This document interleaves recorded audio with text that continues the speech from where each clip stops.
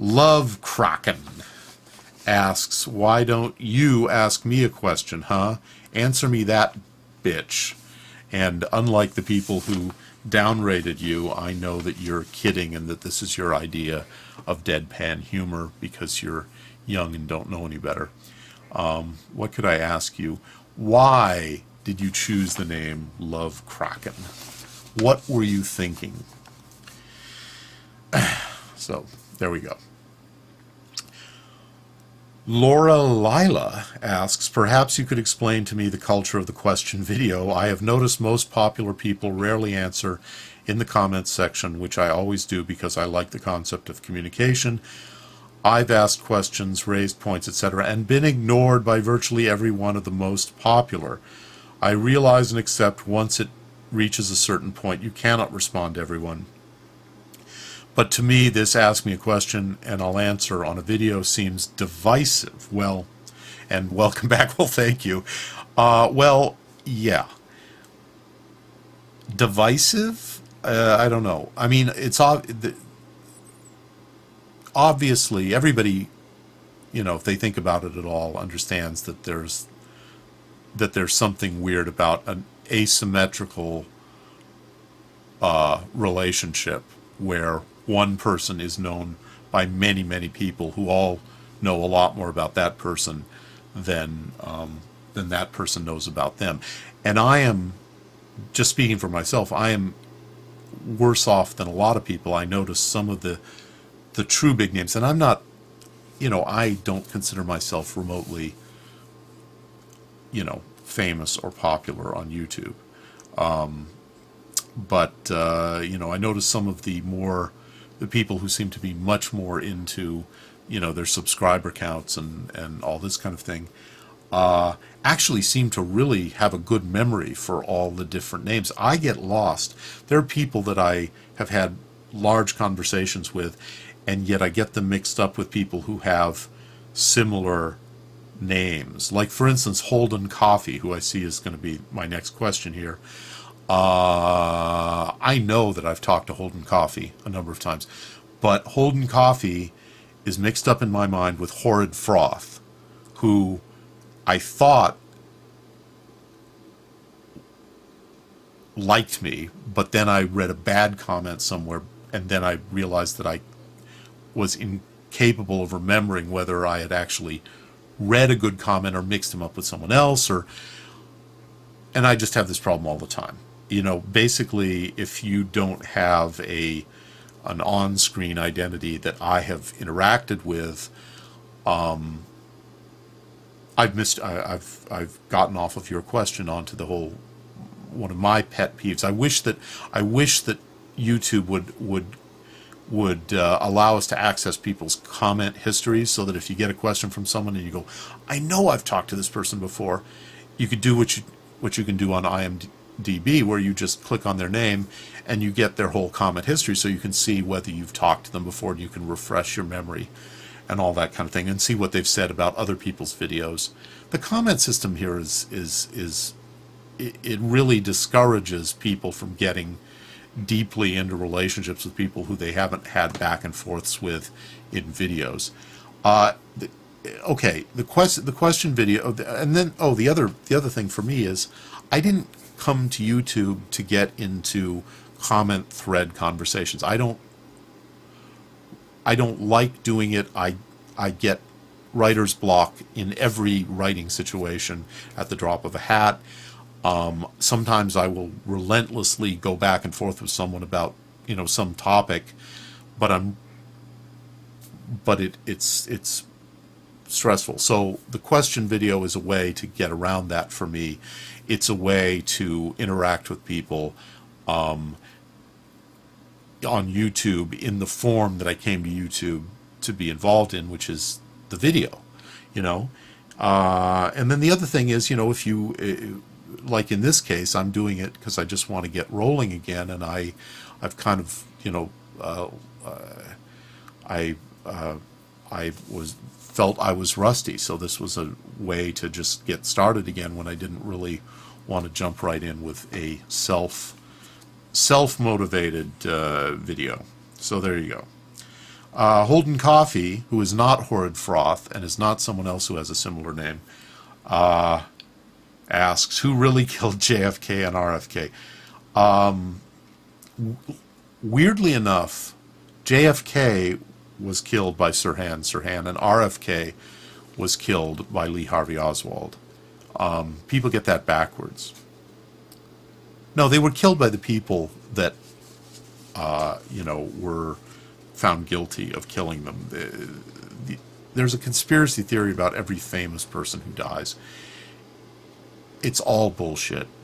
And the main thing that these conspiracy theories, the main thing that these assassinations, the main influence they've had on me is just my disgust with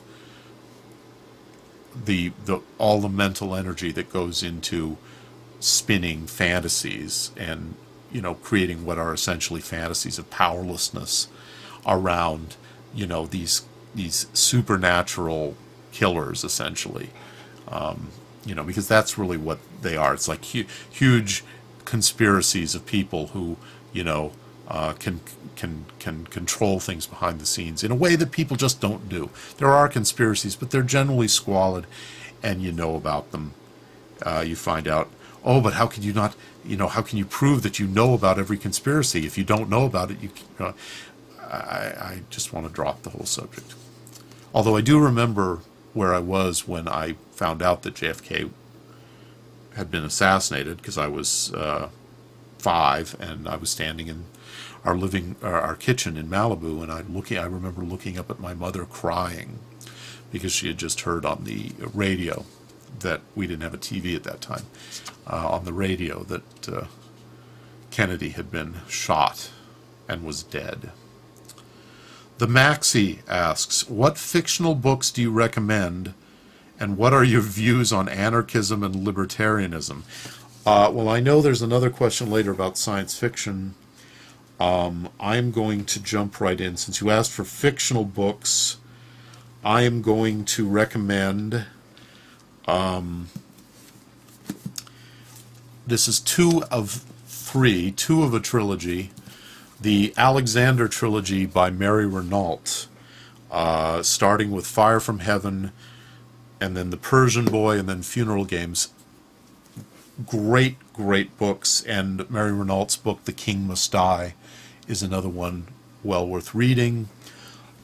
This is weird, apropos, just something that almost no one is going to recommend to you, probably. Gentlemen Prefer Blondes, but Gentlemen Marry Brunettes by Anita Luce from the 1920s. It's hilarious comedy and very weirdly up to date. It's weird to read, the social and political satire underneath this joke. And of course, Gentlemen Prefer Blondes, is a book which begat a play, which begat the movie starring Marilyn Monroe 30 years later. Anyway, I love Rosemary's Baby in all its forms. The movie is one of my all-time favorites. The book is terrific. I have like 3, every time I see one of these at a used bookstore, I buy another. This is the original vintage paperback from 1968, and here's the original hardback from 1967. Really good book. Shirley Jackson. I can't find the Shirley Jackson that I wanted to show, but here's just a Shirley Jackson book. There's a collection of short stories called, I think the current version of the book is called The Lottery and Other Stories by Shirley Jackson, but it was originally published under The Demon Lover, and her stuff is fantastic. And of course Lolita, great book, not just for pedophiles. And now we move on. What was the other part of that question? And what are your views on anarchism and libertarianism? They're fantasies. They're political fantasies. I'll let that say, I wish that everyone who calls themselves an anarchist, this is pointless, but I wish that everyone who calls himself an anarchist would read the history by Barbara Tuchman called The Proud Tower, about the world in the run-up to World War I. It's a book that ends on the day that what's-his-name was shot in Sarajevo, and World War I began. But it was basically about how the world, how the major powers of the world got themselves into that mess, and but trying to see it from the point of view of what the world was like before that. And you really get a picture of, the fantasy of anarchism in its original form. Now it's a fantasy for,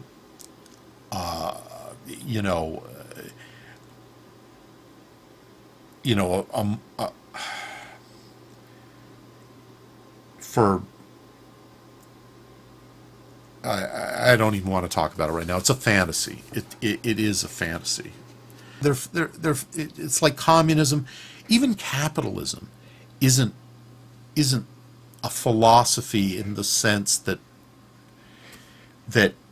by coming up with this philosophy and imposing it on the world, we ended up in a capitalist world. The world, people create. This is anarchy. We're living in anarchy. This is what anarchy is like in real life. Okay, enough of this. This is what libertarianism is like in real life. People take these labels like, the coercive state and all this kind of stuff. You don't understand. The coercive state is a natural development of people pursuing their self-interests.